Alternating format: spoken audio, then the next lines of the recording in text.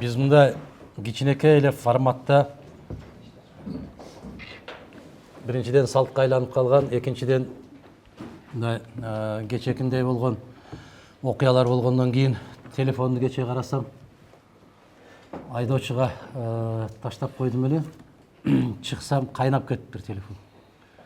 Бир 50ден ашык телефон чалуулар болуп кеткен экен. Ошонун баарына бирине кайталап берип отургандан көрө ушундай жыйналып туруп эле баардык суроолорго бир жооп берип коеюн деп. Сиз го Говори ТВдан чыккан, ошону туура таптык. Туура көрсөңүздөр, бүгүн саат 3кө дегенбиз. Өтө каттуу кетсек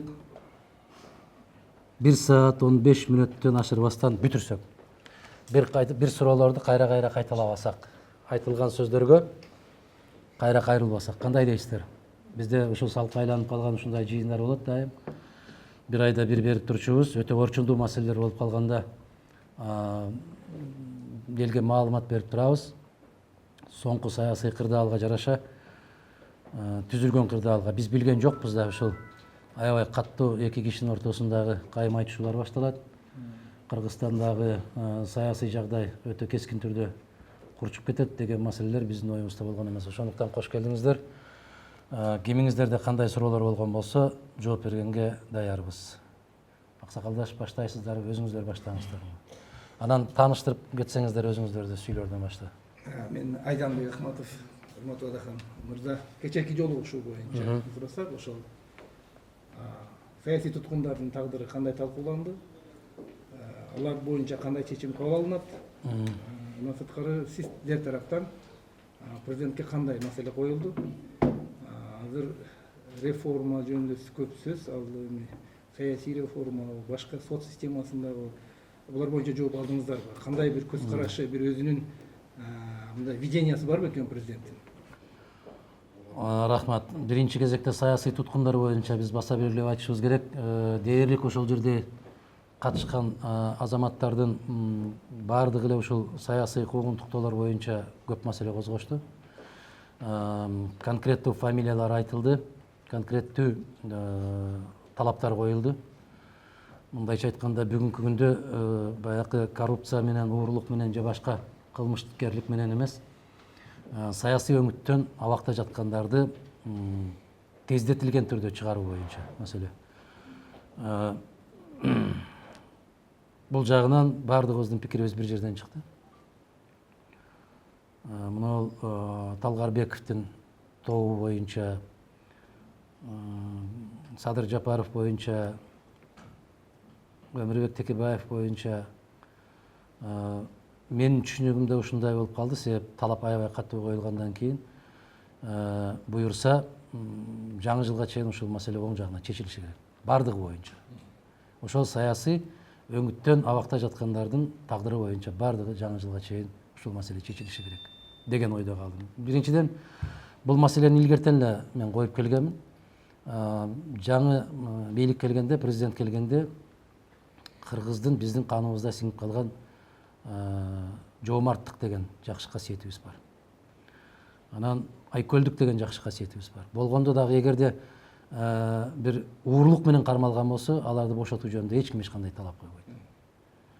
Мына ушул маселелер боюнча көп сөз болду, каттуу сөз болду. Буюрса жаңы жылга чейин бул маселе оң жагынан чечилет.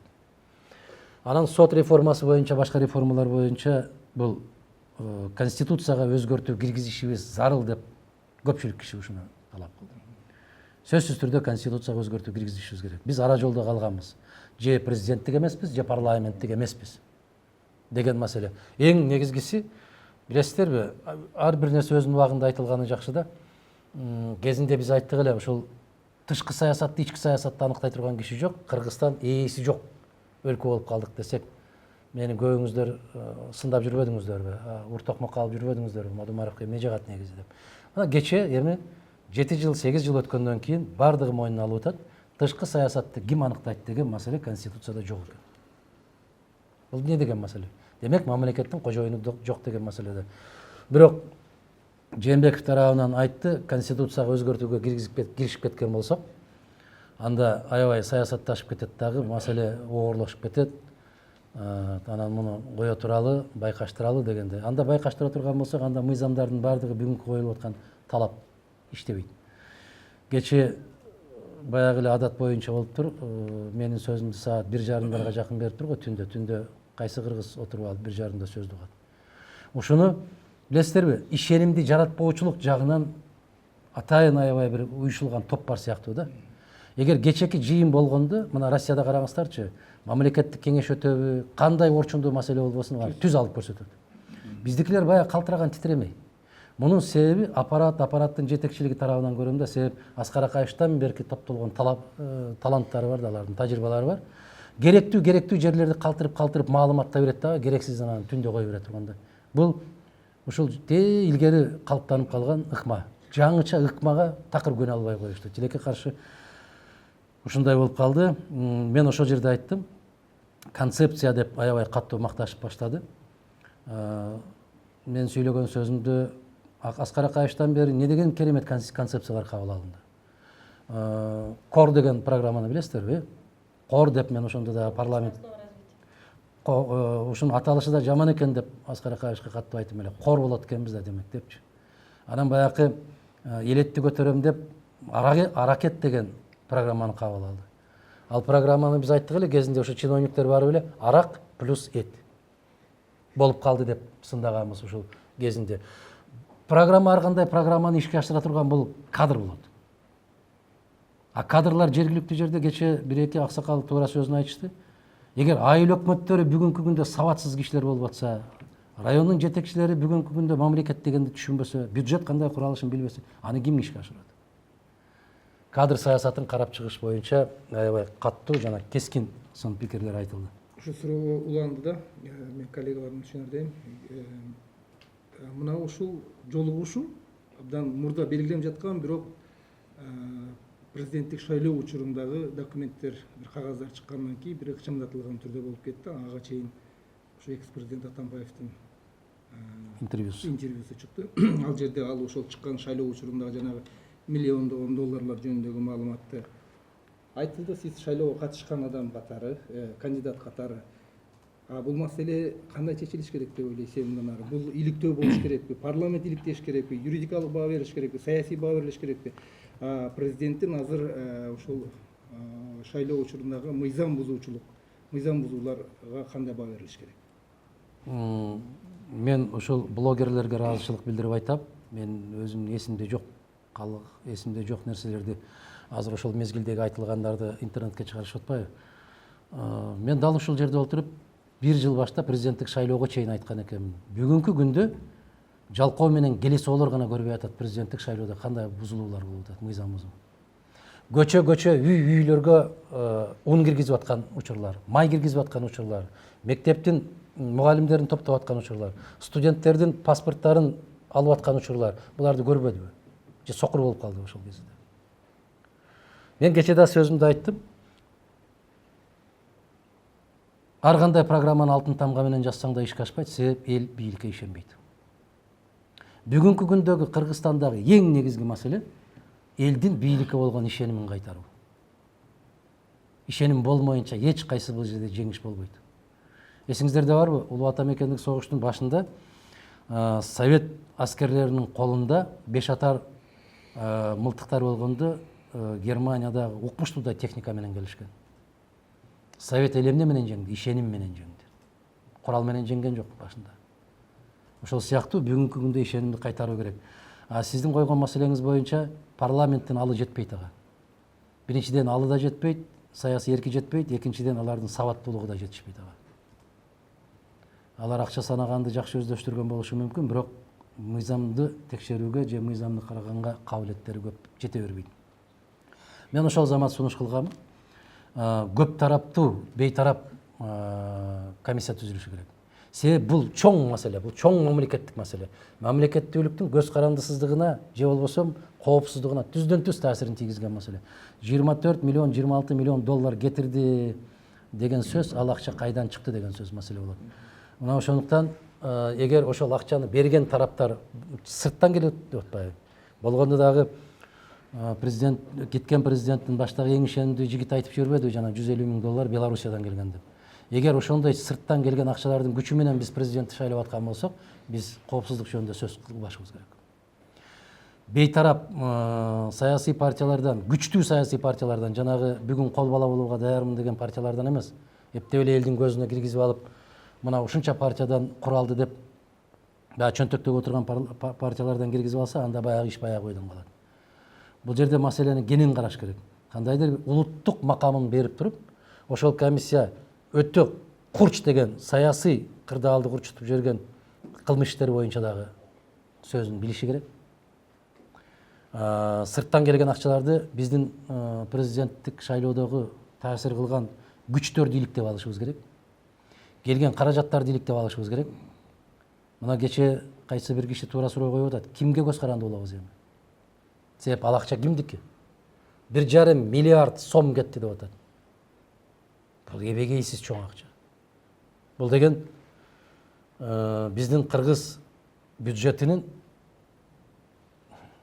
дерлик 1% түзүп коюп атат.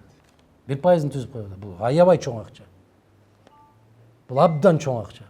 Бул мүмкүн кагазга түшкөнү эле ошончолук кагазга түшпөй. Мен ошол жерде айттым, бул кагазга түшүргөн, кагазга түшүрүлбөй жана шайлоо күнү колдон колго берип отурганынын эсеби жок. Дагы. Сайырбек, ММК эки суроо. Президенттин сиздерди чогулткан максаты сиз эмне деп түшүндүңүз? Өзүнө күч топтоого атырап, кээ бир адамдар лес эксажодагы бир саясий кыймыл аракеттерин баштады да. Балким мындай сизде чоң башка мурдакы төрагалар, премьерлер жүрөт. Может, президент өзүнө күч топтоп, алар башка тарапка өтүп кетпесин дегендей максатты көздөдү же чындап эле башты кошуп ушундай жакшы келечектүү нерселерди, реформаларды талкуулайын деп сиздерди чакырды. Биринчиси, экинчисин айтып эле коеюн анда. 19 күнү Арашандык пенсионер киши басмасы жыйынын берди. 20 күнү сиздер чогулдуңуздар. Бүгүн 21, бирок сиздер бир күн мурда берилген силер дегенде ал силердин демиңер эмес болгондуктан президент ошол теманы айланып өтүп кеткени чынбы? Себеп катышуучулардын Кайсы теманы? Бир күн мурда берген басмасыз жыйында айткан президент дарегин ар түрдүү дооматтар айтылды, керек болсо мен президент кылганмын, ал 3% эме болчу, түштүктө Мадумаровдун, Келдибековдун, Мырзакматовдун фамилиясынан башка эч ким аталчу эмес, бул киши дээрлик жок эле нерсе болчу деген сыяктуу дооматтарды, ушундай нерселерди азыркы президенттин дарегин айтты да. Ошол теманы талкууландыбы же мындай? Талкууланды. Мен түшүнүп атам, мындай кыска бир эле суроодун убакыты аябай тар, себеп сырттан да көрүп аткандар көп. Анан ошол Facebook аркылуу түз суроо берсеңер, биз ошолорго дагы жооп беребиз деген убада берип койгон элек. Муну да эске алалы. Биринчиден сөзсүз түрдө ал талкууланды. Экинчиден кээ бир ошо кече катышкан кишилер айтты, сиз дагы түз эфирге чыгып сөзсүз ушуга жооп берип коюшуңуз керек. Себеп саясий кырдаал аябай күчөйт. Кайсыл тарабы чындык, кайсыл тарабы чындыкка кошпойт, туура келбейт. Муну сиз ачык айтып коюшуңуз керек деген талап кече коюлду. Кээ бир кишилердин жанакы берген жоопторунда, мисалы, бир күн баштакы берген интервьюсунда бүгүнкү президенттин сөздөрү эмес да ал. Бүгүнкү президенттин сөздөрү эмес, жазуу жүзүндө берип коюп атпайбы? Киши түздөн түз көзүн карап туруп сүйлөмөйүнчө киши ишенбейт. Анын сөздөрүн жазып берген азаматтар, Акаевдин кезинде сөз жазып берген азаматтар. Шайыр мырза, сиздин өзүңүздүн жакшы көргөн агаларыңыз бар, ошолор жазып келет, дагы эле жаза берет. Турмушка такыр дал келбейт да. Алар башка бир ааламда жүрөт да. Ошол эле сөздөрдү Аскар Акаевичке да, кийин Курманбек Саличке да жазып берип жүрүштү. Азыр аппарат жетекчиси дагы ошол жазып жүргөндөрдүн бирөөсүнүн катарларында болот. Кайсы президент шайланбасын, аны коомдон сыртка бөлүп алат дагы. Өз жанакы жипти көрүп калгансыздарбы, жанагы пилла дегенде кандай кылып коконду оройт. Ошондой кылып айланасы ороп алат да келген кишини. Эрксиз, алсыз, сабатсыз киши келип калса, ошону ороп алат. Ушуну ороп алгандар бүгүн да ороп алды дагы бул кишини. Өзүнүн оозу менен чыгып жооп бериш керек да. Ошондо ишеним пайда болот. Кече бир топ аксакалдар ушул талапты койду. Чыгып жооп бериңиз дегенде. Экинчиден, Эми бул эки кишинин бири-бирисине кагылышуусунан, бири-бири менен болгон кайым айтышуусунан ачык айталы мамлекеттеги эл дагы айрыкча эл аралык деңгээлде Кыргызстандын кадыр баркы көтөрүлбөйт. Аябагандай каттуу сокку жейт. Же бар же жок дегенде мамлекеттик макамдагы айтып атпайбы, улуттук макамдагы жанагындай комиссия түзүлүш керек дагы. Болгонун болгондой кылып айтып, агын актай, карасын карадай кылып бөлүп чыгарып коюш керек. А ошондой кыла турган бүгүнкү күндө Кыргызда аксакал барбы? Жок. Мына кечээки жолугушууда мен дагы бир топ көңүлүм калды. Эмнеге көңүлүм калды? Ушул баягы эле адат калбайт экен да, жанагы сиз жалгызсыз, сиз бар үчүн күн чыгып атат, бүгүн түндө жарык болуп атат, чырагы жок деле күнүбүз жарык болду, биз сиздин жаныңыздабыз, дайым жаныңызда болобуз деп отургандарга мен ошол жерден деле ачык айттым. Дайым жаныңыздабыз деп жүрүп бардыгын кураттык. Сиз абдан туура айттыңыз деп отуруп кураттык. Мына кечээ ошол сиз айтып аткан интервью берген киши жөнүндө, экс-президент жөнүндө. Мындай туура эмес дагы сөздөр айтылып кетип барды эле. Мен айттым, кечээ ошол кишинин жанында туруп алып, биз го сыртта элек, сынчы элек анда дагы. Үзүлгөндү улаган, чачылганды жыйнаган, бүгүнкү күндөн айкөлүү болдуңуз деп бата берип аткан сиздер эмес белеңер. Эми койбойлубу аксакалдар ушундай нерселер деген сыяктуу. Анан биз бардык нерсени жакшы көрөт экенбиз. Биринчи жолу деген сөздү колдонгонду жакшы көрөбүз. Айрыкча журналисттер, сиздер дайым айтасыздар да, биринчи жолу. Биринчи жолу кар жаады, биринчи жолу асфальт төшөлдү, биринчи жолу Манас аэропортуна асфальт автобус менен баратабыз. Эми коюш керек да, ушуну бардыгыбыз коюшу, коом оңолушу керек да бираз. Мына кечээ дагы биринчи жолу ушундай жыйын өтүп атат. Ар кандай форматтарда жыйын өткөрүп келген. Аскар Акаевич деле жыйын өткөрүп келген, Курманбек Сарыевич деле. Керек болсо мындан чоңураак форматта ынтымак деген форумун өткөрүп, ошондой жыйындарды өткөрүп келген. Кептин баары ошол жерге чакырылган кишилердин арсыздыгында. Ошол жерге барган кишилер көзгө сайып бир нерсени айта албагандыгында. Жалпы сөз менен баягы экономиканы өндүрүш керек, анан мынтиш керек, анан тигинтиш керек, аны баарыбыз түшүнүп турабыз. Бирок кантип деген маселеге жооп табыш керек. Кантип? Кыргызстанда 3 завод курса, ВВП өсөт дейт. Туура, аны баардыгы билет. Бирок кантип? Кайсы каражатка? Кимдин күчү менен курат? Мына ушул маселенин тегерегинде, ошондуктан мен бираз наразычылык менен айттым, жана өкмөттүн чарбалык планёркасына айланып кетти бүгүнкү жыйыныбыз. Ар ким өзүнүн тармагын айтат да. Академиктер илим тармагын айтышат. Туура түшүнүп атабыз биз. Илим деген, билим деген жок болду Кыргызстанда. Бирок ошону кантип жолго салат? Кадр жолго салат. Кантип жолго салат? Эгер мектептин босогосун аттабаган адамдарды билим берүү министри кылып коюп атса, кантип ишке ашат ал? Бул сөз Шайыр мырза аябай каттуу айтылды. Анан жыйынтык чыгабы чыкпайбы деген сөзүңүздө билесизби, менин күмөнүм бар. Себеп мындай жыйындар көп өткөн. Мен муну төрага болуп келгенимде бир жумадан кийин эле мен ошол эски төрагалардын баарын жыйнагам. Байбичелери менен кошуп жыйнагам. Мына ошол кезде Раматылык Темирбек Кудайбергенович Кошоев, Арстанбек Дүйшеев, мына ошол аксакалдар бар эле. Бир гана Кулатов аксакал жок эле, Кулатовдун байбичесин чакыргам. Ошо киши катышып отурган. Ошолор да бата беришкен. Мен айткам, мына сиздердин тажрыйбаңыздарды биз колдонобуз. Медеш Шеримкулович катышпай калган, себеп ал киши Иранда элчиле. Биринчи жолу деп эле кыйкыра бергенден бирдеме чыгабы. Бирок ушул формат керек. Бирок ошол форматты ким кандай пайдаланат? Курманбек Сарыевич да ушундай жыйнаганда аксакалдарды 2 жол жыйнагандан кийин мага айтты эле да, жыйнабай эле коелучу, эмнеге? Киргендин баары эле же сыйлык сурайт экен, же баласына, же келинине кызмат сурайт экен. Булар акыл кошо албайт экен. Мен бир жолу өзүм катышып отургам, аксакалдар биз тиги жака барып келели деп аттык эле, ошого бир автобус бөлүп бересизби? Каражатыбызды карап бересизби? Бирок мындай форматтардан бираз качышыбыз керек. Сиздин кооптонууңузду мен сезип турам. Менде дагы ошол сиздеги кооптонуу бар. Ишке аша алышпай билбейм, бирок дайым өтүп туручу жыйналышка айландырабыз дегендей сөздөр болду.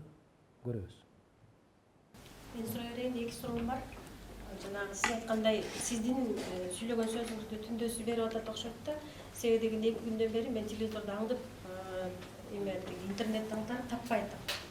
Анан ошол жолугушууда сиз кайсы маселелерге токтолдуңуз, кыскача айтып бересизби азыр түз эфирде отургандарга? Анан экинчи суроо, неме ушул жактан түз эфирден суроо берип атышат. Атамбаевдин берген интервьюсу боюнча сиздин пикириңиз Ошо кимдер берип атат, айтсаңыздар, себеп неме интернеттен аябай көп суроо келип атат да, кайнап кеткен. Фейсбуктан аябай көптөгөн суроолорду беришет, мен ошого жооп берем деп айтканмын.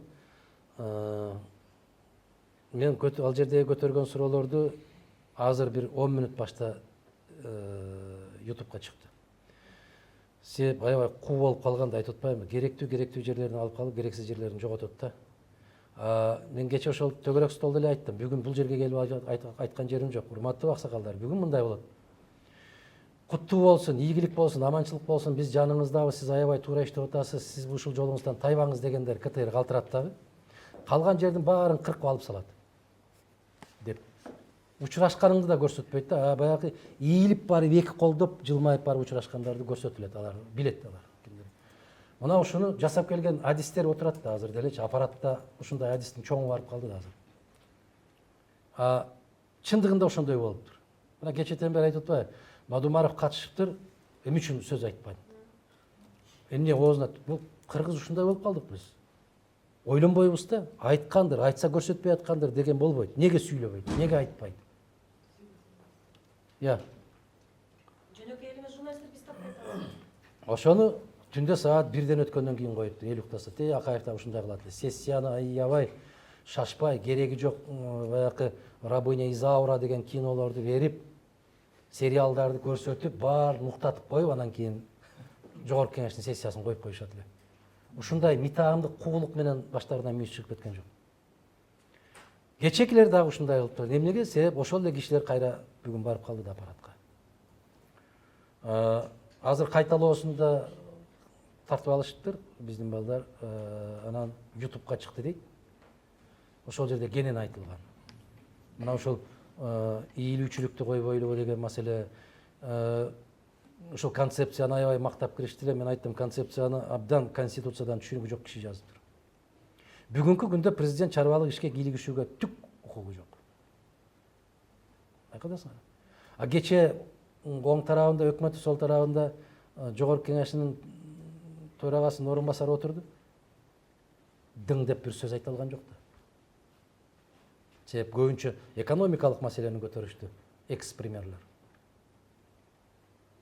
Өкмөт жооп бериши керек эле, биз эске алалы, муну караштыралы. Айта албайт да, себеп айта албагандардан куралат да. Биздин кайгыбыз ошол болуп атпайбы? Форматын карап көрүш керек. Кээ бир учурларда мындай жыйындардан болгондон болбой. Себеп конкреттүү сын пикир айтылдыбы, ошонун жыйынтыгы болуш керек. Мына карап көрүңүздөрчү. Россиянын президентин карасаңыздар, кандай жыйын болбосун, заматта ошол жерине жообун берип атат. Ойлонолу, көрөлү, толгонолу, 2 сааттан кийин же 3 айдан кийин жооп берейин деген жери жок. Сибирге барабы, же тиги Кавказга барабы, кайсы жерде отурганбыз ошол жерде жооп берип атат. Эмне деген? Себеп мамлекеттеги болуп аткан окуядан кабары бар киши замат жообун берет. Ошол, анан менимче ошо YouTube'дагы Мадумаровдун сөзү деп чыгыптыр. Азыр эле чыкты. Мен өзүм да көрө элекмин. Уже ссылкасын берип атышат. Ошол жерден бар, ошону кененде угуп алышат го. Убакытты башка жака, башка суроолор бар. Атамбаев жөнүндө сиздин Эмне боюнча? берген интервьюсу боюнча сиздин пикириңизди Мен Атамбаевдин берген интервьюсу боюнча бул баягы кечиккен махабат деген түшүнүктөр бар го. Бул кечиккен өкүнүч деп айтам. Өтө кечиккен өкүнүч. Кээ бир жерлерин туура айтып атат, бирок туура айткан жерлерин ошол 6 жыл, 1 жыл премьер-министр, 1,5 жыл премьер-министр, 6 жыл президент, демек 7,5 жыл. Жалпы жонунан 7,5 жыл бийликте олтурганда ошол нерселердин баарын жасап коюш керек эле. Айтылбады беле? Айтылды эле. Мына башкаларын айтпайын, Мадумаровдун айткан ар бир сөзүн кайталады негизинен. Саясий куугунтук боюнча дагы. Мына азыр менин командамды соту жок, оту жок камап койду деп атпайбы? Ал нерсе болуп келген.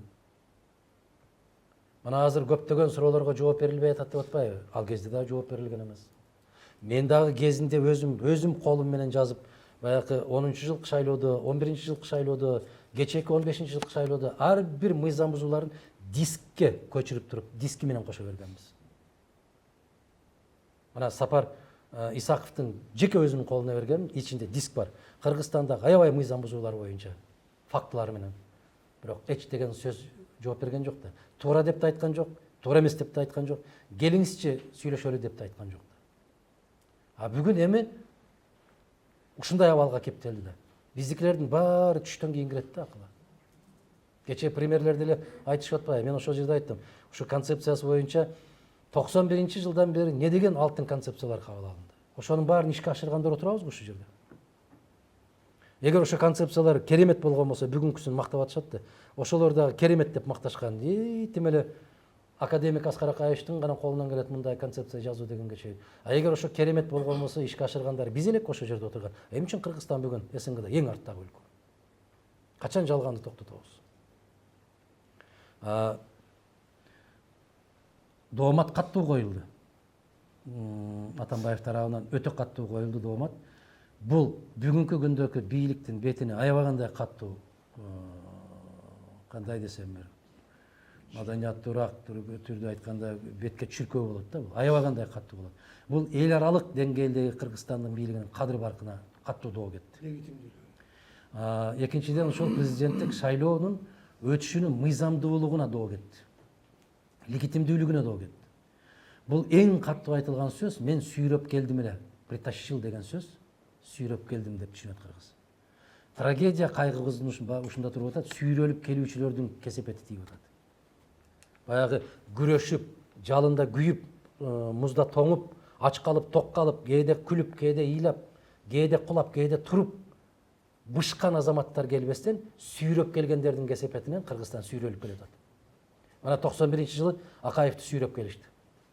А киши айтты, мен парашюттан түшүп калдым. Мен даяр эмес элем, түшүмдө да кирген эмес деди. Андан кийин Корманбек Салиевич айтты. Мен тамак ичип отурганмын, мен тамак ичип отурсам эле жүрүңүз деп эле алып келип отургузуп коюшту.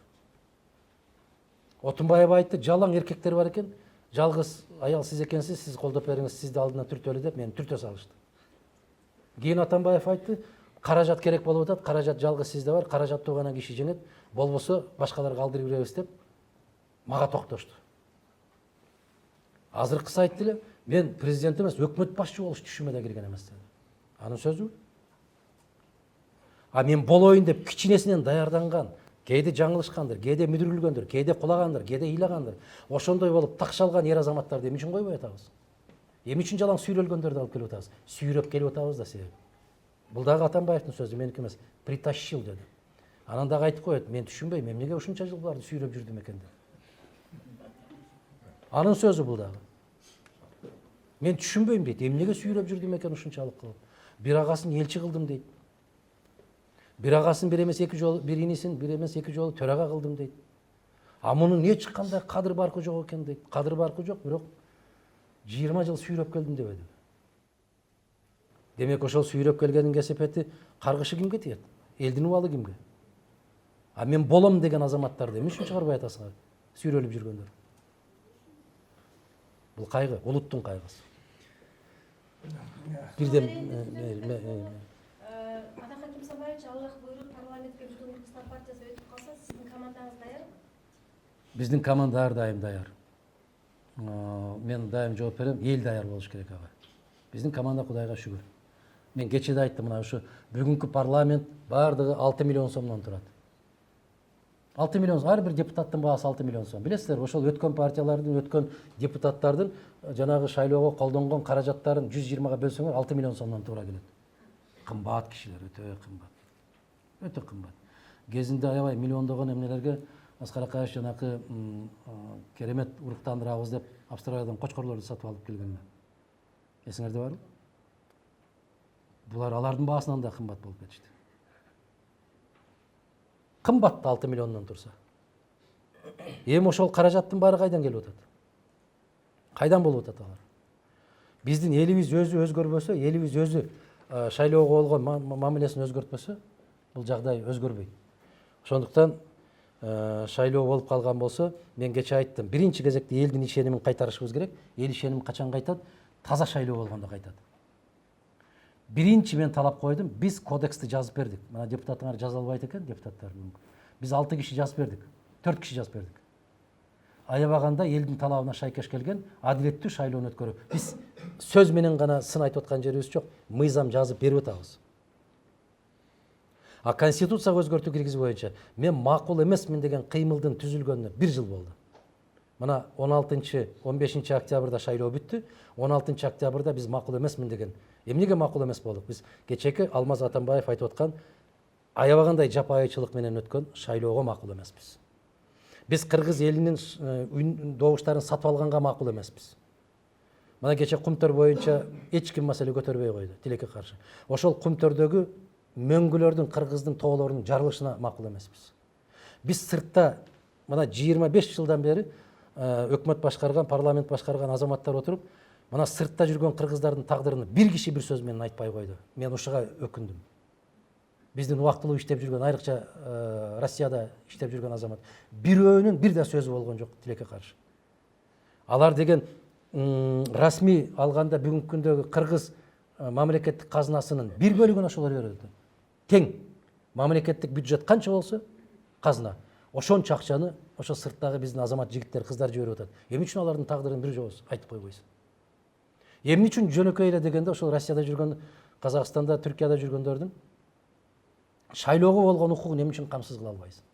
Эмне үчүн ошолор шайлоого келсе ургулап, тепкилеп, кабыргаларын сындырып, сыртта жүргөнү бир тең, көрүнгөндөн кордук жеп жүргөнү эки тең, иштеп жумушун акчасын ала албай жүргөн азаматтарыбыз канчасы? Ошолор келип кыргыздын жараны катарында шайлоого келсе тепкилеп кууп чыкканың эмне үчүн? Буга ким жооп берет деген маселени кечээ айттым мен. Каттуу айтылды, каттуу. Чындыкпы? Чындык. Ошондуктан жанагы шайлоо кодексин түздөн түз өзгөртүүбүз керекпиз. Баягы 1 сом, 2 сом акча каражат менен эмес, акыл менен. Бүгүнкү күндө чөнтөк таразага түшпөш керек. Акыл таразага түшүш керек. Акыл жеңгенде гана мамлекет, биз башка мамлекетке тең болуп жашайбыз. Ансыз жашай албайбыз. Мына бүгүн азыр окуп калдым, Бишкектин үстүн түтүн каптап атпайбы? Ошону өкмөттүн жыйынында карашыптыр дагы, себебин билесиздерби эмне деп айтыптыр? Иретсиз салынган үйлөрдүн кесепетинен Бишкекте шамал жүрүп турчу да, мына 3 шамал өтүүчү жолдорубуз бар. Муну Советтер Союзунда илимий деңгээлде жасашкан.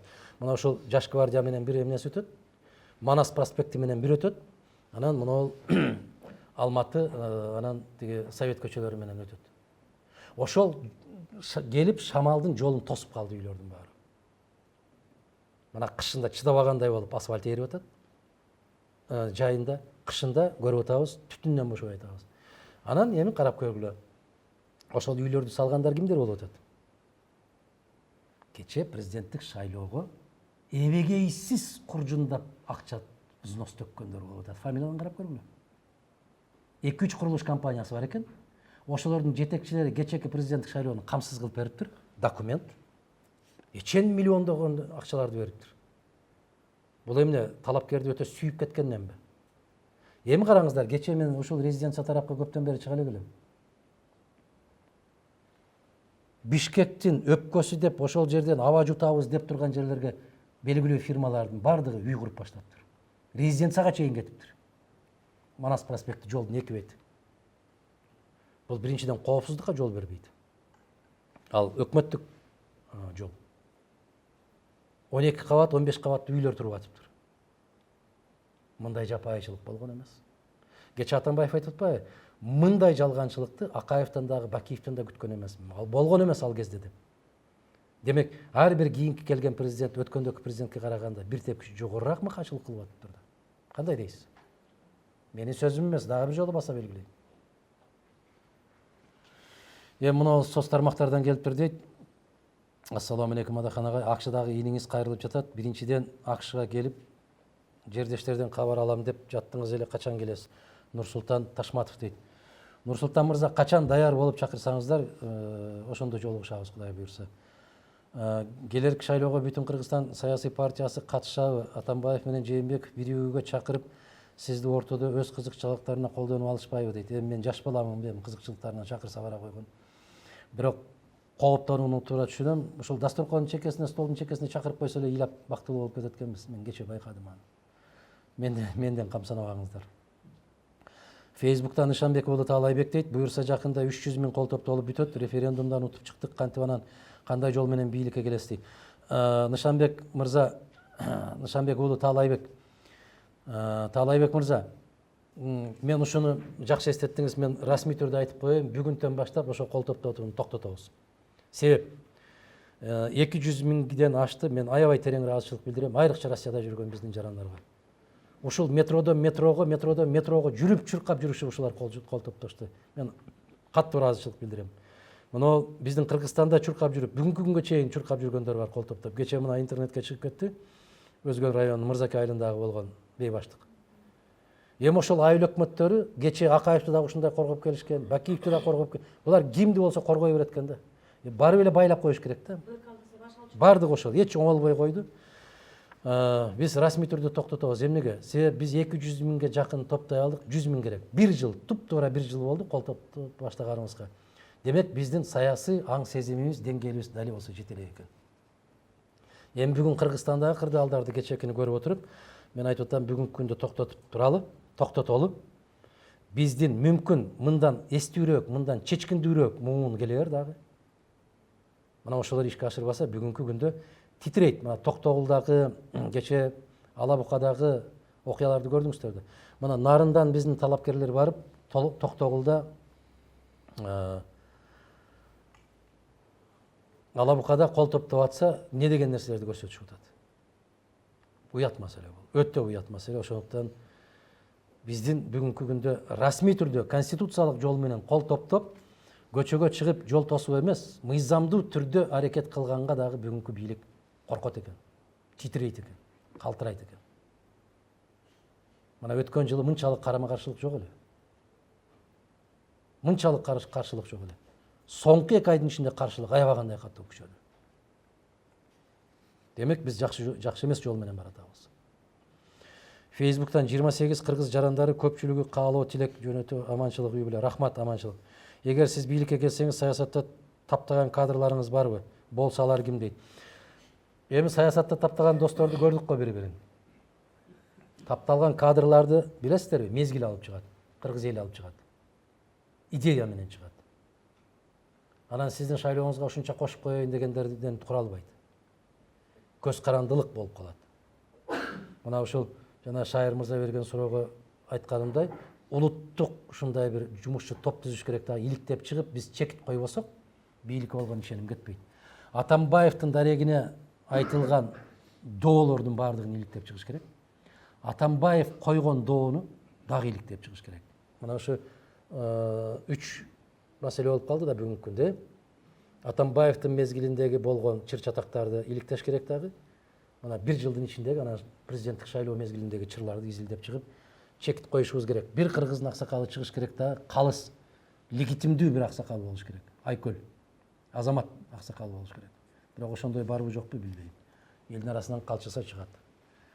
Дагы суроо. Мен келишип калдым, мен өзүмдүн жеке суроону бере алайынчы. Атамбаев кече жакында интервью берди. Андан кийин 1 күн өтпөй эле Жээнбеков саясатчыларды, премьер-министрлерди, спикерлерди чакырды да.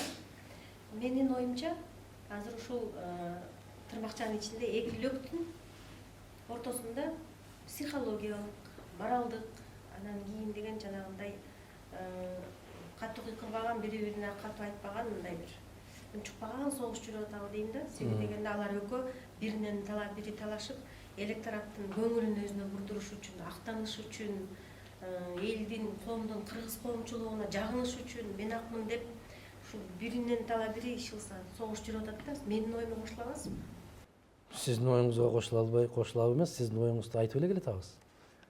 100% туура айтасыз сиз. Эки тарабын тең курчутуп аткандар бар. Мисалы, кече ушул аксакалдардын алдында мен айттым, ал киши кетти. Кеткенден кийин тепкилебей эле койбойлубу? Кече жанында турбадыңар беле? Мен турган эмесмин, ошолор турганда. Ошол Атамбаевка кошулуп алып, мени менен күрөшпөдүңөр беле? Анан бүгүн кеткенден кийин эмнеге тепкилейсиңер? кичине бир намыс болуш керек да. Кечекини коюп бүгүнкүнү сүйлөшпөйлүбү? Биз эртеңкини сүйлөшпөйлүбү? Биз бүгүн кайда отурабыз дагы, эртең кайда барабыз деген маселени койбойлубу? Эми ал убакыт кетти. Ага тарых таразалайт. Бүгүнкү күндө калыс аксакалың жок. Ошону сен туура эмессиң деп казылык кылып бере турган аксакал жок, касиет жок болду деген сөздү. Ошондуктан кече улам чыгып сиз жооп беришиңиз керек. Сиз муну көпкө калтырбашыңыз керек, көпкө созбашыңыз керек. Түз эфирден чыгыңыз. Эл сизди күтүп атат деген азаматтардын ою бираз туура эмесирээк. Неге? Баягы оюндан от чыгат деп коет. Ар бир нерсени кайра чукулай берсең, бул эки киши уруша кеткенде ортого шайтан турат да. Сен күчтүүрөөксүң, сен алдыбыраксың, бул сени каттуураак айтты, сен жооп бер. Андай боло турган мезгил эмес. Бүгүнкү күндө кандайдыр бир улуттук биригүүгө чакыра турган күч керек. Улуттук биригүүгө. Бүтүндөй мамлекетти аймакка сен Бакиевчил, сен Атамбаевчил, сен Жээнбековчил эмес. Биз улуттук жалпы кыргыз маселесин көтөрө турган идея керек. Идея барбы? Бар. Ал кандай идея? Кулчулук сезимден токтотуп, тилемчиликти токтотуп, кыргыз биз өзүбүздүн күчүбүзгө таянып, өз акылыбыз, өз потенциалыбыз менен иш алып барышыбыз керек. Мына ушул жөнүндө сөз болуш керек эле кечээ, бирок тилекке каршы андай сөз болгон жок. Суперкенчиден Наргиз Эмирбекова, президент кечээ жолугушуудан кийин экстер менен кайра жеке жолугушуп сүйлөшүлөт деген сөздөр айтылып атат. Эгерде сизди чакырып жолугушууга чакырса, сиздин оюңуз кандай болот? Жообуңуз кандай болот? Менин жообум айтып атпаймынбы? Сары майдай катып жүрбөйм да, бүгүн деле пикиримди ачык айтып атпаймынбы? Мадумаровдун сырын билиштин кажети жок. Мадумаров аквариумдагы балык сыяктуу. Оң тарабынан карасаңар да көрүнөт, сол тарабынан. Кээ бир саясатчылар бар, күндүзү чырак менен атып да ала албай турган саясатчылар бар. Кээде жактоочулук функциясын аткарганда пайда боло калышат. Мен күн деле айтып атам. Бул пикиримди айтып атам. Бул биринчиден. Экинчиден, өткөндө ушул сиздин берген сурооңуз сыяктуу суроо келгенде айттым эле мен. Эгерде Жээнбеков болобу, Атамбаев болобу, Асанбаев болобу, Тешебаев, Балтабаев ким болсо ошол болсун, мамлекеттин, журттун кызыкчылыгы үчүн деген бир пикир менен чакырса, Мадумаров 24 саатта. Эгерде президент болуп туруп, менин командама кел, менин каалаганымды аткар, мен каалагандай иштерди жаса, мага жагымдуу бол десе, мен эч качан ага бара албайм. Мен жеке бир кишинин кызыкчылыгы үчүн эч качан иштеген эмесмин, иштебейм да. Эгер ошондой болсом, менин тилимден да келет, колумдан да келет, Аскар Акаевичке деле жагынып иштейт. Курманбек Салиевичке дагы 2 жолу өз эрким менен кызматтан кетпестен, мына Курманбек Салиевич менен аябай мыкты иштешип аткандар, азыр деле иштешип атпайбы? Биз кыргыздар ойлонуп көрүшүбүз керек экен да. Уң чыкпай эле тыңкыйып жүрө берсең эле жакшы көрүнөсүң да. Айтып койдуңду, балеге калдың да. Айтыш керек. Айтыш керек, себеп могу жерде кайнайт. Айтпай тура албайсың.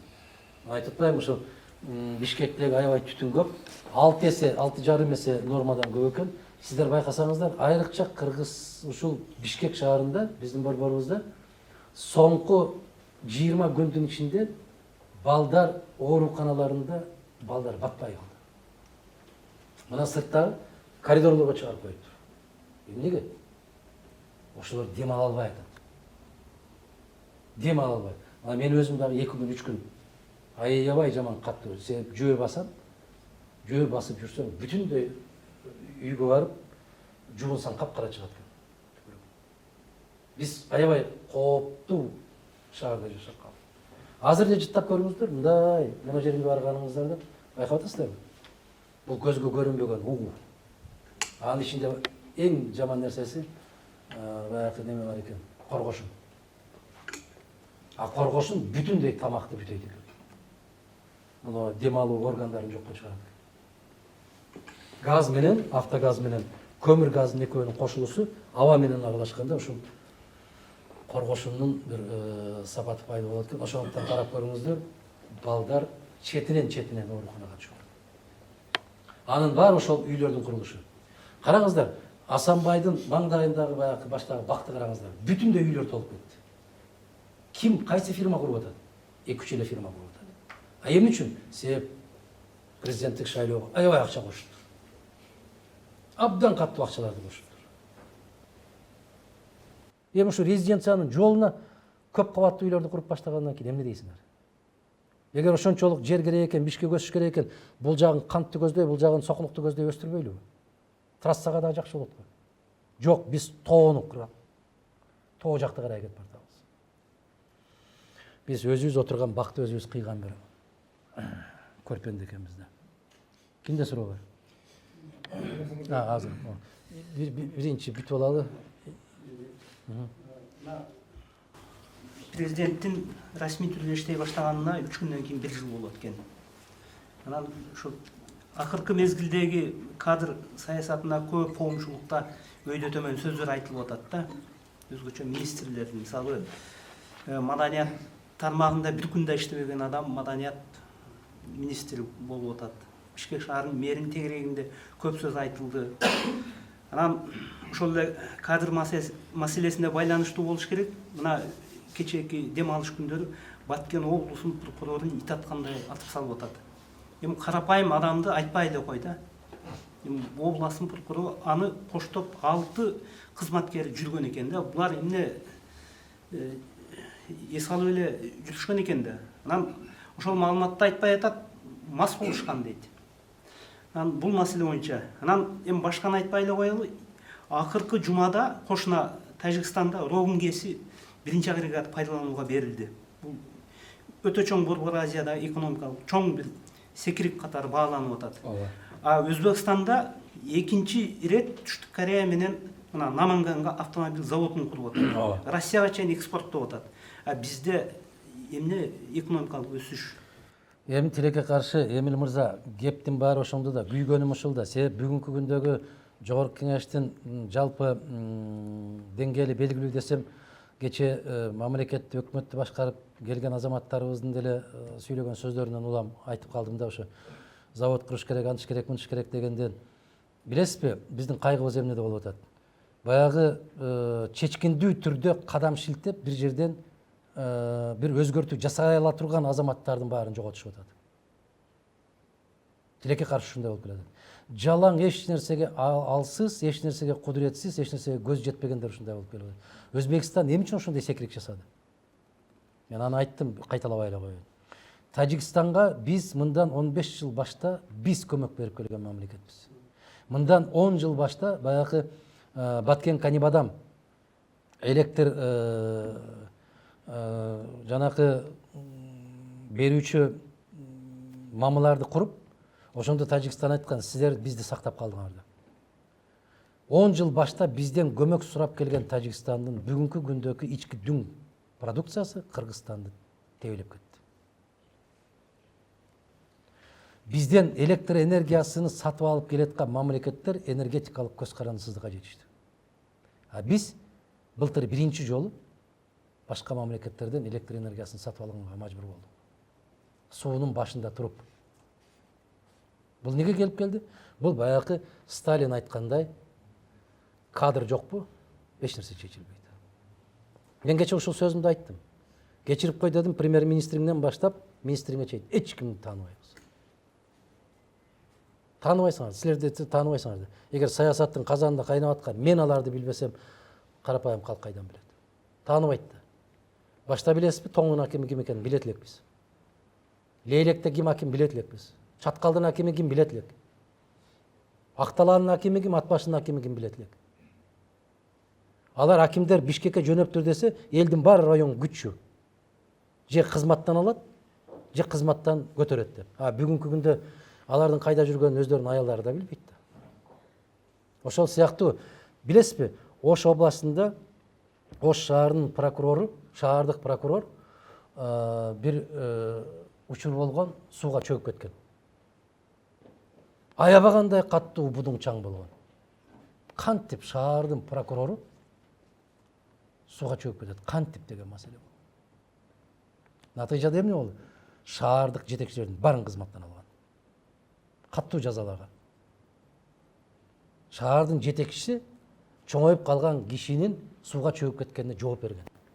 А бүгүн областтык прокурорду атып кетип баратат. Бул баягы катардагы көрүнүш катарында сыпатталып атат. Уят маселе. Болгондо дагы жөн киши эмес экен, баягы курулуш башкармалыгынын жетекчиси экен. Эмнеден чыгат? Мына ушул Бишкектеги жер бөлүнүп атканда 2-3 эле курулуш компанияларына берилип атат жердин баары. Ага тиешелүү кишилер барбы? Бар.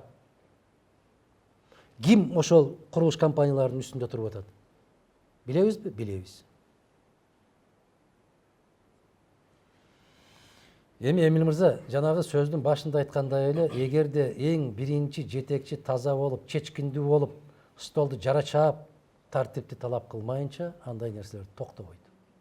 Ошону жасаган кишилер дагы мүмкүн кечээки куржунга каражат кошкондур, кошумчасын бергендир да.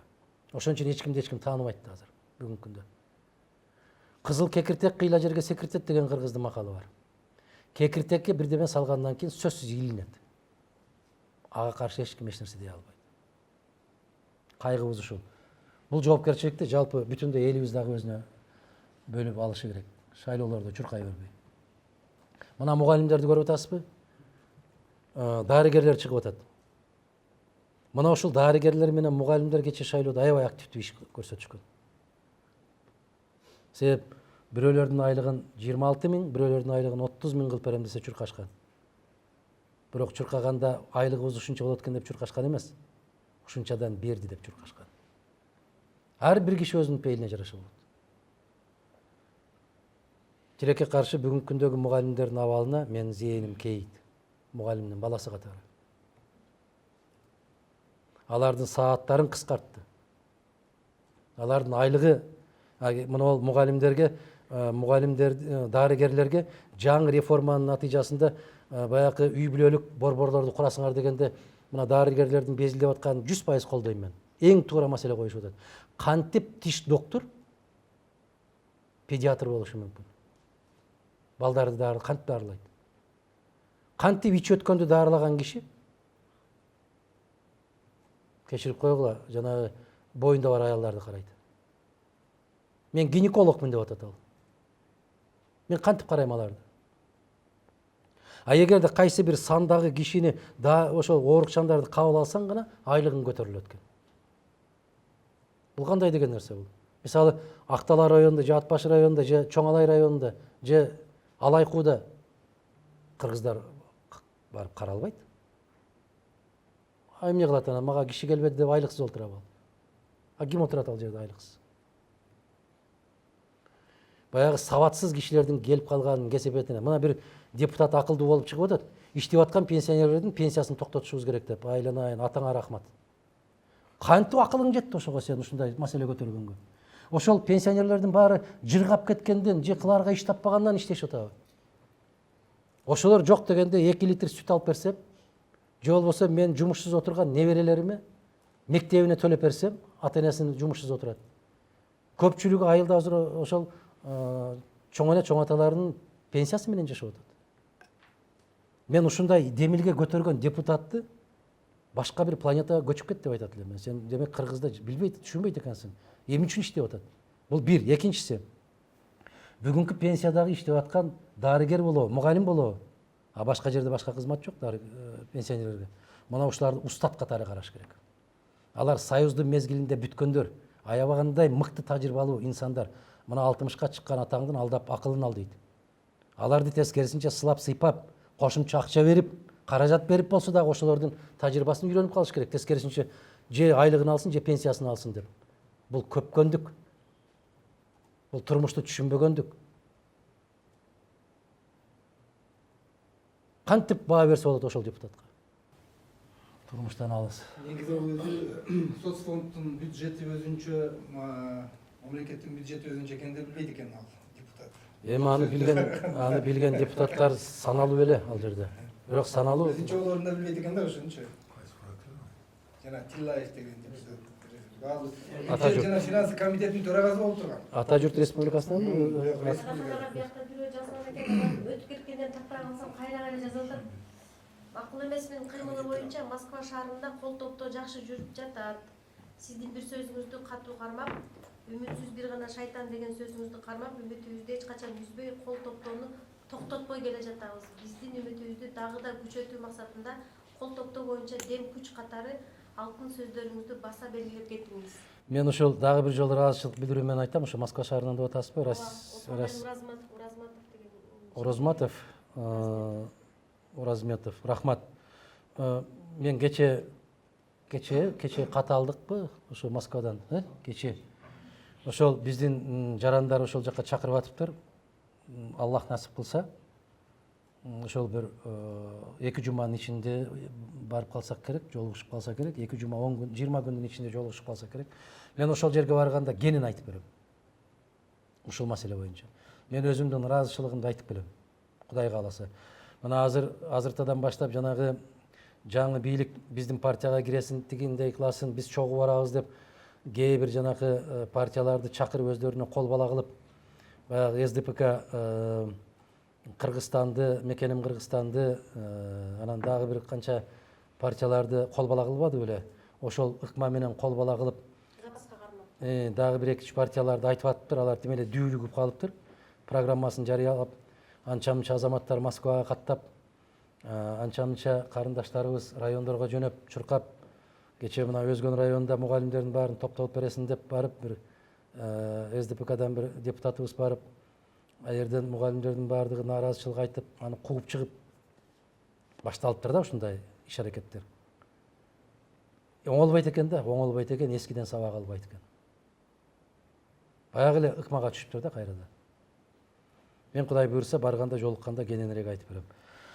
Чаткал районунда Терексай айылында Түрк менен Кытай элди кыйнап бүттү. Терексай ушу жүрөгүм аябай жакын, ушулардын безилдегенин көптөгөн жылдардан бери эч ким укпай келатат да тилекке каршы. Алтын бөлүп алуучу завод куруп, элди улап жатат дейт. Токтоткула деген талапка бизди камап соттоп атат. Биздин укукту ким коргойт? Баардык жака кайрылдык, натыйжа болбой жатат. Бар үмүтүбүз сизди адаканага деп Чаткал эли дейт. Рахмат. Мен барып жолугуп келдим эле, жолугуштук эле, сүйлөштүк эле. Сиздерге айтканмын, эгерде айылдык кеңештин депутаттарын жыйнап, биздин Кадамжай районундагыдай чечимди кабыл алгандан кийин мыйзамдаштырып туруп, каршы турсаңыздар, камамактан камасын. Камаган киши эч кандай кыйынчылык тартып кеткен күнү жок бүгүнкү күндө. Мүмкүн аябай каттуу кыйналган кезиңиздерде болгондо бир 3 күн кыйнайт. Башка эмне деп кыйнай алат? Бекем турушу керек дагы ушул элибиздин, жерибиздин келечеги үчүн деп, ушул неберелерибиздин ден соолугу, чеберелерибиздин ден соолугу үчүн деп туруш керек. Анан кармап койду деп эле коркуп качып жалтаңдай бере турган болсо, бүгүнкү бийлик арамза бийлик ушуга көнүп алган. Коркутуп койдук. Мына кече Өзгөн районуна барган биздин кол топтоп аткан азаматтарды милициялар машинага салып алып, Ошко чейин жеткирип коюшуптур. Таңын озурайын, намыссыздар. Намыс деген калбаптыр. Биздин райондон чыгып кетчи, анан башка районго барып алып каалаганыңды кыл дейт экен. Барбы суроодагы? Убакыт болсо бир суроо бар. Канча болсо? 4-5 минут. 4-5 минут калса дагы 20 минут. 4-15-те убакыт боюнча бүтүрөлү. Экисиз дагы азыркысы дагы парламентаризм жөнүндө сөздү айтып жатышат. Бирок баарына биз жооп беребиз, мен жеке жооп берем деп Атамбаев да ушу баары бир 7 жыл бою деп ал айткан. Кече Сооронбай Жээнбеков дагы баарына мен жооп берем, баары бир акырында келип деп интервьюсунун алдыган айтып жатат. Жана 24 кежиге берилген интервьюда ошол сөз бар. Анан айтканы бирок парламентаризм булар. Парламенттик система боюнча буларда бул жөн эле ширма катары пайдаланып келе жатабы же чындыгында кечеги жолугушууда бир чын эле ушуга карай бир реалдуу бир ойлор бар бекен? Жок, Айдан мырза. Парламентаризм деген сөздү жаттап алышкандагы парламентаризмдин түпкү маңызын түшүнүшпөйт өздөрү. Мен ачык эле айтам, мага капа болушпасын. Эгер парламентаризмди түшүнөбүз деген болсо, мен мындай бир жекеме-жеке чыкканга түз эфирден даярмын. Парламентаризм боюнча кече Зайнидин Курманов туура сөз айтты. Абдан туура айтты. Бул ошо тарых илимдеринин доктору, өзүн саясаттануучумун деп жүрөт, политологмун деп жүрөт. Бул киши илимий негизде туура сөз айтты. Баса белгилеп айтты. Мен чыдабай кетип, баракелде деп кыйкырып жүрөт. Болбосо парламентаризм дегенде бет баш оту менен парламентаризмге ыктаган киши ушул Зайнидин Курманов. Мына ошо киши айтты. Мен соңку мына 15 жылдык кыргыз тарыхын карап келсем, парламентаризм түк бизге жарашпаган система экен деп. Биздин менталитетибизге да туура келбейт экен, биздин бүгүнкү геосаясий турган турагыбызга да туура келбейт экен деген сөзүн айтты. Баракелде дедим мен, браво деп койдум. Колун кыстым. Көрдүңүзбү? Бүгүн парламентаризм деп сүйлөп аткан кишилер, ал парламентаризмдин тарыхын, анын табиятын, аны кандай нанга кошуп жейт, сыйпап жейби, же кесип үстүнө кошуп жейби, аны түшүнбөйт. Үйрөнүп алган. Реформа деген сөздү үйрөнгөндөй эле, парламентаризм деген сөздү, анан жанагы бюджет деп коюшат да, бюджет дейт. Көбү бюджет деп айта албайт, бюджет дешет. Ошону кыргыз казынасы деп эле айтсаң болбойбу деп күйөм да. Бюджет. Эми мен эч кимисинин экөөнүн тең сөздөрүнөн дагы, иштеринен дагы, көздөрүнөн дагы байкаган жокмун парламентаризмге өтүүгө да интизар экендигине. Жок. Эгер парламентаризмге өтүүгө интизар кишилер болгон болсо, парламентке, баягы өкмөткө өктөмдүк жасабайт. Бүгүнкү күндө конституция боюнча парламенттин укугу күчтүү. Парламентке билесиздерби, жанагы өзү эрки менен күрөшүп келген төрага болгондо парламент ордун көрсөтүп атат. Бирөөгө жагабы жакпайбы билбейм, Текебаев спикер болгондо парламенттин күчү кандай эле. Аны байкашты да президенттер, көрүштү да. Мен өзүмдү кошуп эле айтпайын, мен ошол президент каршы пикирин аттап өтүш боюнча каттуу иш жасадым мен. Президенттин каршы пикирин аттап өтүүгө, ветасын. Менин колумдан келди, аттап өттүк. Бакиев каршы пикир койду, биз аттап өттүк. Натыйжада ошол системаны эмне жоготту? Энергетика сектору жоготту. Тарифти көтөрүп жоготту. Тарифти көтөрүү боюнча биз ветаны четке какканбыз. Ошондо сизге конец деп чуркап кирген бир премьер-министр. Сизди бүттүңүз деп, айдан-айын. Аллах бүтүрбөсө, пенде бүтүрө албайт адамдын жашоосун. Мен ошол жообум болгон. Эми ошол сиздин өмүрүңүзгө бүттү деген премьер бүгүн кайда жүрөт да, Мадумаров кайда отурат. Ошондуктан эч нерседен коркпош керек. Маңдайыңа жазганды көрөсүң, эмнеден коркосуң? Титиреп, калтырап жүрүп өткөн дагы өтөт. Билесизби? Кече бир мисал келтирдим эле да. Момундай болуп, чыркырап, чындыкты бетке айткан көкжалдардан коркпош керек. Себеби алардын зыяны жок. Кече Атамбаев айтпадыбы? Ушунча жыл ун чыкпай жүрүп, аркама аябай каттуу канжар сайды деп. Ун чыкпай жүргөндөр сайышы мүмкүн. Момундай болуп, каттуу пикирин айтып жүргөндөр эч качан арттан бычак сайбайт. Себеби алардын мүнөзүнө туура келбейт бул. Эми бир санды карап көргүлө. Ыркырап, гүрүлдөп, Токойдун кожоюнубуз деп жүргөн аюулар бир жылда канча кишини өлтүрөт экен? 20га жетпейт экен. Ыркырап жүргөн жолборстор бир жылда канча киши өлтүрөт экен? Алардын да саны 20га жетпейт экен. Мына, арыстандарды, жолборсторду, аюуларды бардыгын бириктирип келсең, 70ке жетпейт экен. Бардыгын өлтүргөн бир жылда. Көзгө көрүнбөй жүргөн чиркей 2.700.000 кишини өлтүрөт экен бир жылда. Мына силерге керемет салыштырма. Баягы дүркүрөп чыккан саясатчылардан коркпогула президенттер. Алар эч качан артыңдан бычак сайбайт. Алар андай мыкаачылыкка барбайт. Ушул алар ачык айтат, пикирин ачык айтат. Ката кетирген болсо кечиримдүү болот, кечирип. Мына кече кеткен кишини аябай каттуу айтып баштаганда мен кайрылбадым. Эми кеткен кишини жөн эле койбойлубу деп. Жөн эле койгулачы эми депчи. Мына эң коркунучтуусу жаныңда жүргөндөр коркунучтуу. Ызылдап көзүңө көрүнбөй жүрүп алып, ошол жана чиркей сыяктуу 2.700.000 кишини өлтүрөт экен бир жылда. Байкап, карап көргүлө да, э? 。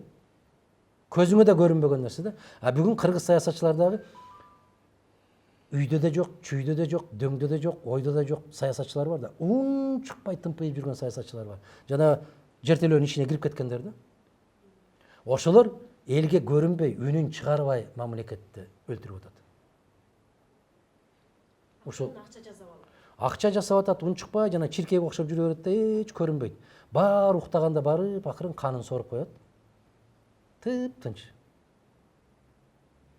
А могул күркүрөп жүргөндөрдөн зыян тийбейт. Андан сактанбай эле койгула. Эң күркүрөгөн ошо бетин айтып катуу айтканы болсо керек. Эң каттуусу ошол. Эң каттуу айтканы ошол. Бирок сынды кимдер гана айтпай атат. Баарын айтып атат. Мына азыр Facebook'та карасаңар, эң керемет пайгамбарлардын тарыхын жазып койсо, видео кылып жасап. Иисус, Иса алейхиссаламды, Муса алейхиссаламды, биздин пайгамбарыбыз Мухаммед Мустафа саллаллаху алейхи вассаламды, Ибрахим алейхиссаламды, Нух, Ной алейхиссалам, ошолордун баарын жазып койсо, ошого дагы момундай кылып көрсөтүп атпайбы? Ошого дагы эмнеге? Эмне ал пайгамбардын тарыхы жакпайбы сага? Эмнеси жакпайт? Эмнеге моундай кылат? Демек, биз сындан коркпошубуз керек. Ал баары бир айтылат. Атеисттер бар да. Агай, менин суроом бар. 24 ноябрда. Соңку 3 суроо кылабыз, кыска суроо кылабыз. 24 ноябрда чоң курултай өткөн атат да. Чакырып алдыңызбы? Эгерде алсаңыз, барып кандай сөздөрдү айтасыз? Анан алдын ала көбүнчөсү 1 жылбы, 10 жылбы, канча жыл мурун эмне айтсаңыз, ошонун баары кийинки көп убактардан кийин жашообузда кайталанып атат да, сиз айткан сөздөрчү. Ошон үчүн алдын ала айтсаңыз, курултайдын мааниси. Курултайдын башында мага ошол идеяны айтышты, мен айттым. Курултайдын болгону жакшы. Бул керек. Бир кандайдыр бир аянтча болуш керек. Сөзсүз түрдө айтылыш керек, айтыла турган сөздөр бар. Бирок айткандар кимдер болот дагы, айткандар кимге айтат? Эмне болду? Эмне өзгөрдү? Ошондуктан мен курултай менен курултайдын негизги идеясы, максаты ошондой жыйналып туруш керек, ошондой айтылып туруш керек. Мен колдойм, бирок бул курултайга мен барбайм. Мен ачык айттым. Мага негизги баяндамачы болуп бериңиз деп да суранышты. Жок, мен баяндамачы да болбойм. Неге? Себеп ал жерге барганда азыр бирөө бирди айтат, экинчиси каршы чыгат, үчүнчүсү кызылдап чыгат, төртүнчүсү дагы ошентип курултай деген сөздүн дагы ашмалтайын чыгарышат. Баркы кетет. Себеп азыр эки тарабы тең даярданып атат. Түшүнүп атасызбы? Эки тарабы тең. Бирөөлөр бирөөнү жактап чыккысы бар, экинчиси ага каршы чыккысы бар. Ошону менен бир уч эл дагы бир дүрбөйт. Эгерде маданияттуу түрдө, сабаттуулук менен жакшы бир маанайда бүгүнкү кырдаалды талкуулайбыз деген маселе болгон болсо, анда бул курултай аябагандай керек нерсе. Бирок ал деңгээлге жетишине менин көзүм жетпейт. Улукбек Кочкоровдун бийликке алып келүү бул элдин президентке болгон нааразычылыкты басып койду эмеспи? Эми бир кишинин кызматка алып келсе эле нааразычылык басылып кеткен болсо, ал нааразычылык эмес. Москвадан Айбек Атабеков деген мырза берген экен, эл сооротуучу максатында. Эгер ошондон кийин эле сооронуп калган болсо, анда аман болгула. Экс-президент кайра саясатка кайтып келем деген ниетин билдирди. Бул өрө экс-президент деген макамга, статуска жамынып алып, ошол эле кезде саясий ишмердүүлүгүн улантса боло берет. Экс-президентте укуктан башка милдеттер да бар, ал бейтараптыкты сактап, бардык тарапка мындай түз болуп үйдө жатыш керек беле, же экс-президенттин статусун колдонуп, ошол эле кезде оппозицияга өткөн ачык эле болуп калды. Мен ошолорду жетектейм деп атат. Ошол көч башына турам деп атат. Анда кез келди ошол кишини ошол макамдан ажыратса болот. Билесизби, мен эч кимге бир жамандык каалабайм, айрыкча кеткендерге жамандык каалабайм. Адамдык, инсандык жагынан берген сурооңузга жооп берем. Бул эки тараптуу караш керек. Мыйзамдык тарабын караш керек, ыймандык тарабын караш керек. Ыймандык тарабын алганда, туура айтасыз, кеткен кишилер, мамлекеттин жетекчиси болуп, президент болуп туруп кеткен кишилер жашына карабай, башкасына карабай, бейтараптуулукту сактап, унчукпай калган. Адамгерчилик жагынан бул жакшы. мыйзамдуулук тарабынан алып караганда кыргыз мамлекетинин эркин жаранын катарында ар кандай иш менен алек болууга толук укугу бар. Бул башка маселе. Бул башка маселе. Ошондуктан мыйзам тарабы башка, ыйман тарабы башка. Мен ушундай жооп берет элем. Барбы суроо? Кимсиз? Мен жаңы кошулуп атам. Кимсиз? Ошо баары тааныш. Бичелова Эльмира. Лира? Бичелова Эльмира. Эльмира, Алтын ай чыгарган мен бул жака. аха. Эме сурагым келет да, бизге кирип аткан продукция мындай текшерилеби? Мындай лабораториялык таможнядан лабораториялык исследование болобу, болбойбу? Мен ошол суроо. Болуш керек. Мына Шайыр мырзанын берген жообундай берем. Адамдык жагын алайынбы же мыйзамдык жагынбы? Мыйзамдык жагы. Мыйзамдык жагында аябай каттуу текшерүүдөн өтөт. Бизде Кытайдан келип аткан продукция бизди атравить этип аткан жокпу деген. жокпу деп таң калыш менен карап атасыз. Батырайт этип атабы деп, уулап атабы деген сөзүңүз де ой. Ууланып атат. Деп ойлойм. Кытайдан келген оюнчуктар дагы уулап атат. Мына Россия Кытайдан келген оюнчуктардын баарына тыюу салып койгон. Себеп алардын жасаган жанагы куурчактары, алардын жасаган машиналары кайсы бир деңгээлдеги үйдөгү температура өзгөргөндө жагымсыз жыт бөлүп чыгарат. Же болбосо балдар сөзсүз түрдө аны тиштеп ойнойт, оозуна салат. Ошону менен аябай каттуу аллергия болот. Ошону менен дем алуу системасына каттуу зыян келтирет.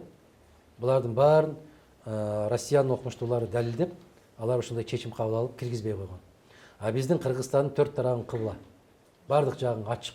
Эгер жаап койгон жерге келгенде дагы бир Франклиндин сүрөтү менен кагазды кармата койсоң, заматта ошол жер ачылып кетет. Бизде тартип жок да. Анан дагы бир суроом бар эле. Эмне үчүн жанагы боору, бөйрөгү ооруп аткандар бизде аябай көбөйүп кетти да? Же интернетке байланыштуу көбөйүп кеттиби? Ошолорду эмне үчүн биздин медицина мисалы Түшүндүм. ошол Камкордук албайт. жөнүндө эч эме мындай Ал эле эмес. мамлекеттик деңгээлде карабайт да эч ким. Кайсы маселе мамлекеттик деңгээлде каралып атат? Андан башка айтыңызчы. Эми суроо деп эле суроо. Эч бир нерсе мамлекеттик деңгээлде каралбайт. Дүйнө жүзү боюнча диабет менен ооругандарга, анан кургагучук менен ооругандарга бүт баардык дары дармектери бекер берилет. Бул өз мамлекетинин жарандарын сыйлаган, биздин мамлекеттин байлыгы, биздин элибиз деген мамлекеттер ушундай мамиле кылат. Бизде диабет менен ооруган балдарды караңыз да, чалдарды караңыз.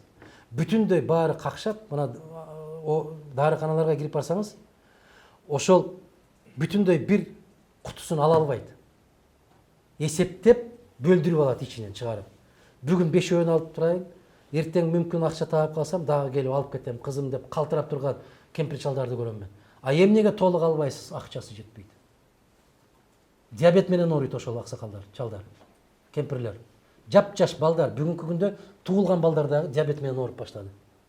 А Россияда кече Путин ушундай маселе койду. Дарыканага кирип барды. Эмне үчүн дарылар кымбат деп? Эмне үчүн эл ала албай атат деп? Аларда диабет программасы бар. Ошол ооруган кишилердин баарын каттоого алат дагы ай сайын берилүүчү ийнелерин берип турат. Берилүүчү дарыларын бекер берип турат мамлекеттин эсебинен. А биздикилер болсо барсаң ийнени дагы бербейт. Сатат. Бахиладан баштайт. Бахилазмысы ал турган иш. Ошол диабет менен ооруп, билесиздерби сиздер, эгерде өз убагында ошол ийне ала албаса, убагында дары иче албай калган болсо, комага түшөт. Ал биздин дарыгерлерди, биздин мамлекетти ал кызыктырбайт, бийликти. Комага түшөсүнбү, томолонуп кетесиңби, тирүүлөй көргө түшүп кетесиңби, өзүңдүн ишиң. Ошон үчүн айтып атам мен. Кадрларды туура коймоюнча бизде эч нерсе өзгөрбөйт. А бүгүнкү күндөгү саламаттык сактоо министри эмне болгон министр? Байкап көргүлө баары. Көргүлө кече жанакы билим берүү министри айылдагы мугалимдердин айлыгы канча экенин чын айтайын билбейм, мен тактап берейин деп атпайбы. Ошол министр бана. Кечирип койгула. Ошолордун баарын төбөбүзгө коюп алып, чыдап көтөрүп жүргөн ким? Биз. Ким оңдош керек? Эл оңдош керек. Ким көзөмөлгө алыш керек бийликти? Эл алыш керек. Анан 2-3 кишини эле чыгарып коюп, ушулар айтат, ушулар дейт. Анан ошолорду жазалап аткан болсо, туура өзү жөн жүрбөдү да. Биз эмне болгон коом болдук анда? Кандай коом болдук? Мына кече ушул Кадамжайдагы дагы, Чаткалда дагы, биздин Кумтөрдө дагы, Тогуз Тороодо дагы болуп аткан алтындарды, биздин элди уулаганды токтотолу деп барып кол жыйнаганы барган болсо, дүңкүлдөп баары качып жүрөт, үркүп. Качып жүрөт. А ушундай элдин бакчысы үчүн күрөшкүсү келеби анан? Ошого күрөшөйүн деп чыккан жигиттер менен кыздардын дагы колу муздап атпайбы? Көөдөнү муздап калып атпайбы? Биз татыксыз экенбиз деп атпайбы? А мындай болгон кайдыгер элге баары бир экен. Эртең Кытай басып келсе деле баары бир экен. Тескерисинче кол чаап күтүп алат экен. Анан кандай болот? Ошондуктан эгерде биз ушул чек аралардын баарын жапмайынча, карап көрсөңүз, 10 миллион доллар турат экен. Муну рак менен ооругандардыкы. Ошол жанакы жаңы аппарат 10 миллион доллар турат экен. Ызылдап, 10 жылдан бери чече алышпай атат. А кээ бир азаматтарыбыз чыгып атат, мультимиллионердибиз деп. Сен соопчулук үчүн ошого 10 миллион бөлүп койбойсуңбу? Биздин кыргыздар жалдырап бүттү го, мына Казакстанга барат, Россияга барат, жалдырап көрүнгөндүн көзүн карап бүттү го. Түркияга жалдырайт. Күндө сайын ушундай титиреп, ошол бүгүн кетем, эртең кетемби деп өмүрүнүн акыркы күндөрүн санап отурган канча жарандарыбыз отуруп атат. Ата бубасы 10 миллион доллар экен. Бөлүп койбойсуңбу айланайын? Безилдетпечи ошол соңку мүмкүн канча бир айы калгандыр, канча бир жылы калгандыр ошол ооруп аткандардын. Неге жүрөгүң оорубайт сен? Неге сыздабайсың? Неге ыйлабайсың сен? А тескерисинче чыгып мактанып атабыз. Баланча миллиард киреше таптым, түкүнчө миллиард киреше таптым. Мына жогорку кеңештин түзгөн эмесин караңыздар. Бүтүндөй бүт баары үйсүз экен, көчөдө калгандар экен. Эч кимисинин үйү жок экен. Жалпы элдин өзү ушул бийликти көзөмөлгө алмайынча, бийликке кимдер баратканын карамайынча, ошолорго талапты коймоюнча биз оңолбойбуз, карындашым. Биз киши болбойбуз. Биз эл болушубуз кыйын болуп калды. Мына бир жылдын ичинде өткөн 17-жыл менен 18-жылдын бир жылдын ичинде 220 000 кыргыз жараны чыгып кетти Кыргызстандан. Эмнең гүлдөп атат? Эмнең өсүп атат? Теледен чыксаңар Ала Тоону карагыла. КТРди, ЛТРди карагыла. Мына кеткен президент айтты эле, Европа суктанып бизге таң калып атат. Кантип кыска мезгилде ушундай гүлдөп кеттиңер деп атат деп. Калып го. Эми бүгүн айтып атат, элетти көтөрүү жылын аябай туурада жарыяладыңыз. Элет аябай жакшы шыктанып, эмнеси шыктанды? Элет шыктанып аткан болсо, ошол элетти көтөрүү жылында 220 000 кыргыз кетеби? Элетте жашоо жок болгон үчүн, элетте акча жок болгон үчүн, жумуш жок болгон үчүн, элетте жашоо мүмкүн болбой калган үчүн ошолор кетип баратат Россияга. Бул Россияга кеткендин гана саны. Бул кыргыздардын берген саны эмес, Россиядан расмий түрдө Россиянын кызматынын берген саны. Бир жылдын ичинде 220 000 кыргыз жараны келди Россияга деп. Эмне дейбиз анан отуруп алып? Сүйлөгөндүн оозу жаман, ыйлагандын көзү жаман. Муну токтотуш керек го, муну айтыш керек го бирөө жарым. Анан кечекиндей жыйналган жерде аксакалдар аксакалдык сөзүн айтуу керек. Жаныңызда туруп беребиз, сиз менен биз. Ошо жаныңызда туруп беребиз дегендердин баары ошо президенттер кетти, жанында эч ким кошо кеткен жок. Ошондуктан мурдагыдай эле кызматта, мурдагыдай эле керектүү кишинин жанында, мурдагы эле дасторкондун четинде. Эми аягында айтарыбыз ушул. Жакшыбы, жаманбы бизге жакшы элди эч ким бербейт. Жакшыбы, жаманбы бөтөн жерге бизге эч ким жер кылып бербейт. Биз келиңиздер ойлонолу, пейилибизди оңдойлу, намысыбызды көтөрөлү, бир болор болбос нерселерге азгырылбайлы. Негизгиси жанагындай чыр-чатактан, ар кандай бир ызы чуулардан Кудай сактасын, жаратылыштык кырсыктан Кудай сактасын бизди. Мына башка мамлекеттерди караңыздар, Америкада 100 000 деген үйлөрдү көчүрүп атат, Калифорнияда. Эгер Кыргызга ошондой апаат келе турган болсо, 10 үйдү көчүрө албайт. Мына Дача суудагы 29 үйдүн азабын канча жыл чегишти, канча жыл тартышты. Россияда караңыздар, Сибирде не деген суу каптоолор, өрт каптоолор болуп туруп, 100 000 деген үйлөрдү бизди, Кыргызстанды жараткан ошол асман жерден келген балелерден сактасын. Бизге жараткандын гана мээри төгүлбөсө, кыргыз бийлигинин мээринин төгүлүшүнө көзүм жетпейт. Аман боло, жакшылыкта жолугушалы. Сиздердин келгениңиздерге рахмат. Кененирээк жооп бергенге аракет кылдым. Кээ бир сөздөрүм ачуураак болуп кетсе керек. Бирок таттуу айта тургандар көбүрөөк. Ачуу тийген болсо туура түшүнүңүздөр. Дагы бир жолу кайталайм. Айрыкча ушул Россияда жүргөн жарандарыбызга кайрылып айтам. Үмүтүңүздөрдү үзбөңүздөр. Урматтуу биздин боордоштор, биз Кыргызстанда жүрөбүз, канчалык деген менен ыйлап сыктап кечинде үйгө барабыз. Алар кайда барат? Алар ошол жашап аткан жеринин кемпирдин көзүн карап барат. Жашап аткан бир абышканын көзүн карап барат. Кече сүйлөп аткандарында менин көзүмө жаш айланды. Азыр Орусия тарап аябай мыйзамды күчөтүп коюптур. Жашаган гана жериңнен каттоодон турасың деп. Башта иштеген жерге каттоого туруп коюп, каалаган жерде иштеп жүрө берсе болот экен. Азыр иштеген жерге каттоого каттатпай атат дейт. Азыр биздин жашаган жерге каттаткыла дейт. Биздин кыргыздарга ачыктан ачык белгилүү. Бир квартирага 70-80 каттоодон өтүп алган. Эми алардын баарын кыскартат. Алардын тагдыры кандай болот? Мына ушул маселелерди көтөрүш керек. Ушул маселелер козголуш керек жанагы эл аралык бир сапарлар болгондо. Баягы чай ичип эле кучакташып коюп келе беришти токтотуш керек эми. Аллах өзү сактасын, баарыбыздын тилегибизди кабыл кылсын, бөөдө кырсыктардан аман кылып, буюрса жамандыкты амандык жеңет дейт, баарыбызга амандык каалайм. Рахмат баарыбызга. Чоң рахмат, сизге рахмат.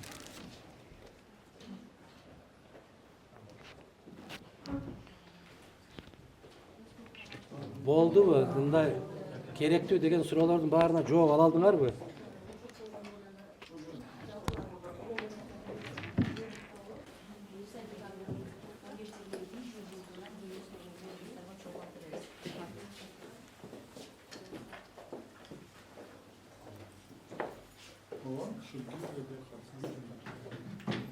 Макул. Кубанычтарыңыз болушкан. Кош келдиңер.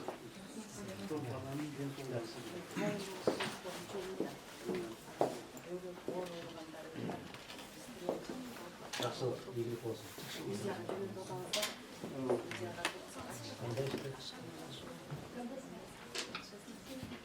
Алдыңы?